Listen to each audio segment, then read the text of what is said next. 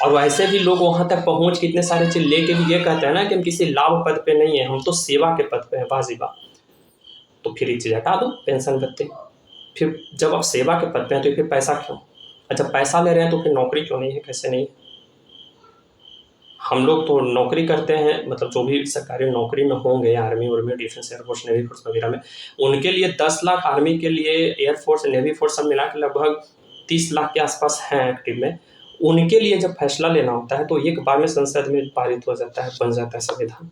क्या भारत में permanent army नहीं होगा, प्राइवेट टाइप के कॉन्ट्रैक्ट बेस पे होगा, बस 4 साल के लिए, और अग्निवीर योजना आ जाता है। क्यों? क्योंकि उसमें सिर्फ और सिर्फ गरीब घर के बच्चे जाते हैं, मेरे जैसे जाते हैं। मेरे वीडियो देखने वाले में से कई लोग के घर वाले होंगे, मतलब एकदम मिडिल क्लास, मिडिल में भी लोअर मिडिल क्लास के लोग जाते हैं, जो किसान होते हैं, जिनके घर में शायद ही किसी के घर में 1000 रुपया पर डे का इनकम आता होगा, और उसी से उनके घर के लगभग 4 से 5 लोगों का भरण पोषण करना होता है। और वैसे वैसे घर से उठ के लोग आर्मी में जाते हैं, और वैसे लोगों के लिए ही से फैसला लेने के लिए भारत में एकजुटता और संसद में बिल पास हो सकता है। कभी इस चीज़ के लिए बिल पास होना तो दूर की बात, आवाज़ भी नहीं हो सकता कि जितने भी विधानसभा या लोकसभा में लगभग 6000 के आसपास हैं सांसद, विधानसभा, रिटायर्ड तक मिला के भारत में अभी तक इतने सारे लोगों को भत्ता में पैसा खर्चा नहीं हो रहा, लेकिन इंडियन आर्मी में इनका सबसे ज़्यादा पैसा खर्चा हो रहा था।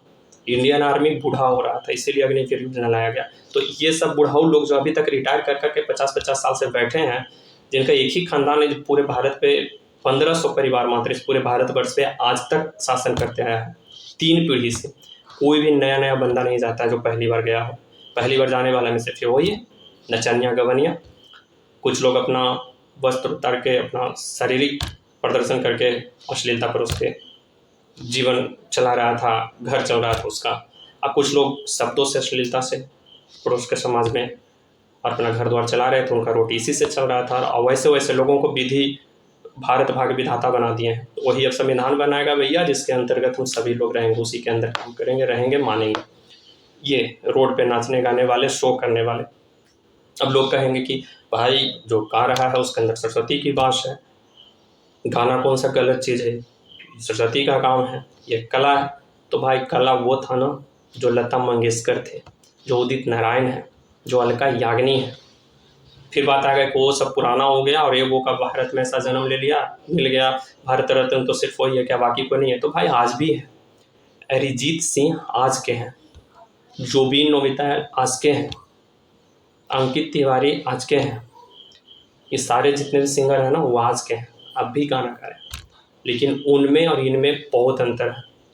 ये निरहुआ, तो पवन सिंह, तो खेसारी लाल, चना लाल, बूट लाल, सब के सब अब सांसद में जा के बैठ रहे हैं, संविधान बनाएंगे, उस संविधान के अंदर हम लोग रहेंगे। और ये सारे लोग अपनी काबिलियत की वजह से वहाँ नहीं जा रहे हैं। आप जैसे होनहार, महान, पढ़े लिखे से लोग उन्हें चुन के वहाँ बैठा रहे हैं कि भैया आप संविधान बनाओ, भारत में मौज करो, ऐश करो, गाड़ी लो, घोड़ा लो, सिक्रेटरी लो, बंगला लो, सब कुछ लो, अब बिल्कुल मुफ्त में। इस चीज़ को स्वीकारना भी नहीं, संविधान खुद उसे अधिकार देता है इस चीज़ को स्वीकारने के लिए नहीं। आप इतने कुछ लेने के बाद भी लाभ के पद पे नहीं है, लेकिन अगर 25-30 हज़ार रुपये का कोई जॉब कर रहा है ना, तो सरकारी पद पे है, लाभ के पद पे है। गजब सा भारत का संविधान है।